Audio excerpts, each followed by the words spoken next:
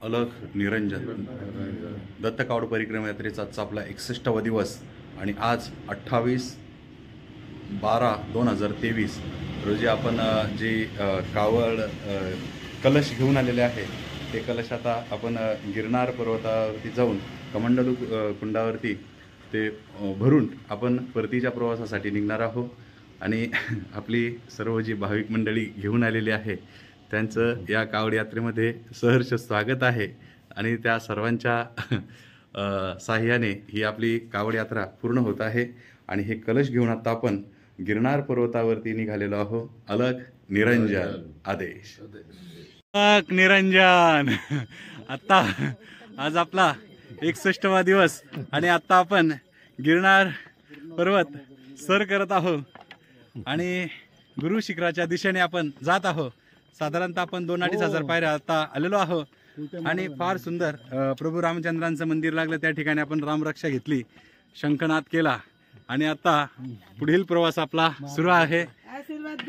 जय गिरनारी, जय गिरनारी।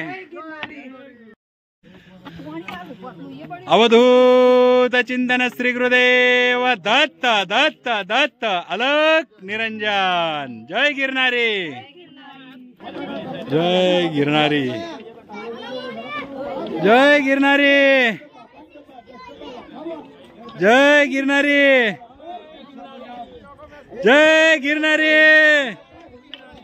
अलख निरंजन, जय गिरनारी। आता गोरक्षनाथ अगदी जवळ आलेलो आहोत आपण आणि आपले कलशही गोरक्षनाथाच्या सानिध्यामध्ये आले आहे आणि काही क्षणामध्ये गोरक्षनाथांचं दर्शन करून आपण पुढे निघणार आहोत। अला जय, जय अलख निरंजन, जय गिरनारी, जय गिरनारी। अलख निरंजन। आता आपण गोरक्षनाथाकडून गुरु शिखराकडे निघालेलो आहोत। जय गिरनारी, अलख निरंजन।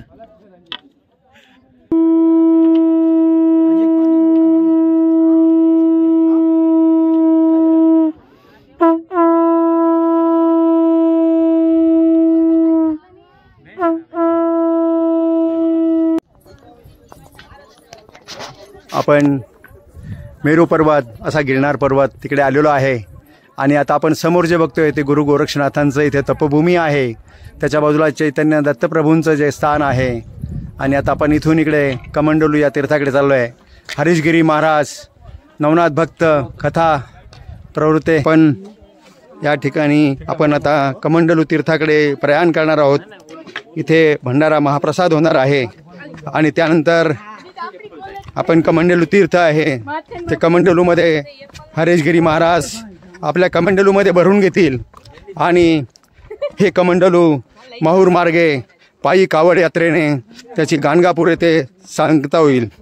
साधारणतः 60 दिवसांचा पूर्ण प्रवास करून महाराज गाणगापूरहून निघून आज ते या ठिकाणी पोचलेले आहेत आणि त्यांच्या सान्निध्यात आम्हालाही त्याचा लाभ मिळालेला आहे।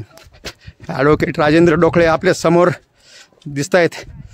असे राजेंद्र डोखळे यांच्या सान्निध्यात मी नामदेव कुईटे, दिलीपराव भाराते, विजय यांना आमचे ज्येष्ठ मार्गदर्शक आमच्याबरोबर अतिशय उत्साहाने ताकदीने या ठिकाणी दर्शनाला आम्ही इथून चालायला सुरुवात केलेली आहे।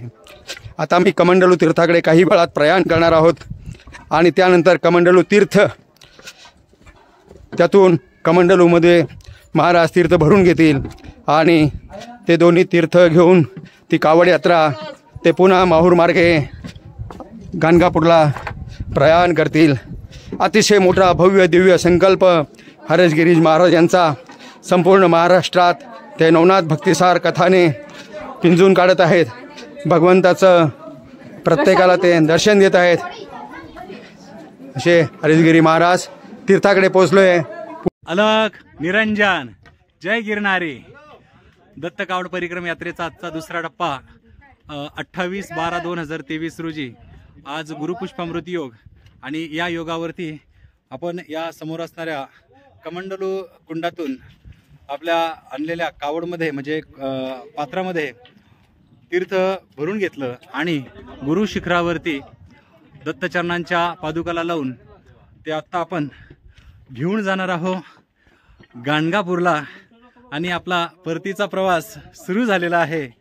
उद्या सकाळी भवनाथ मंदिरामध्ये खाली गिरनार तलेटी इथे भवनाथ मंदिर आहे, त्या भवनाथ मंदिरामध्ये आपला अभिषेक होईल आणि अभिषेक झाला की परतीचा प्रवास हा उद्या सकाळी सुरू होईल आणि फार सुंदर अद्भुत हा योग आपल्याला आला आणि आपल्यासोबत या सर्वांना आला आणि सर्वांच्या थोर साधू संतांच्या महंतांच्या आशीर्वादाने आणि लहान मोठ्या थोरांच्या आशीर्वादाने हा योग आपल्या जीवनामध्ये जुळून आला।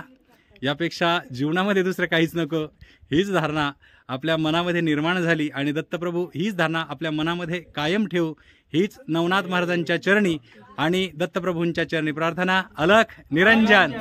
जय गिरनारी।